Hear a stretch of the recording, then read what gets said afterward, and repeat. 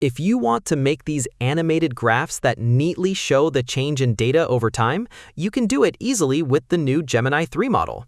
Here's how to do this. First, go to Google Gemini. Then we'll enable the Canvas tool to let us see the preview of the animation Gemini will create.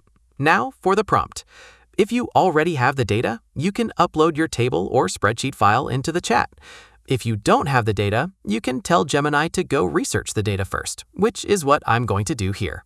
So I'll tell it to first research the amount of power generated by nuclear energy in each country. Then I'll tell it to programmatically create an animated bar chart, simulating the motion graphic style of After Effects to show the timeline of the change in this data over the same time period. Here's what it created for us. I want to be able to see the year as the data is changing, so I'll prompt it to make that change.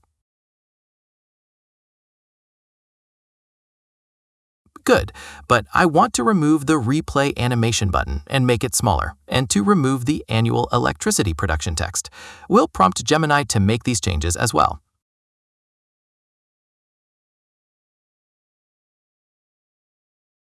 And here's what we finally end up with. Since this is just animation code in a web browser, we need to turn it into a video.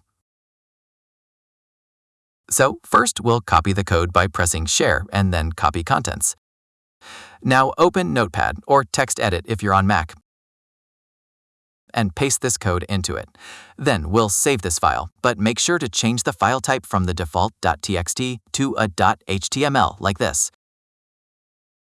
Now you can open that file in your browser and see the full screen animation.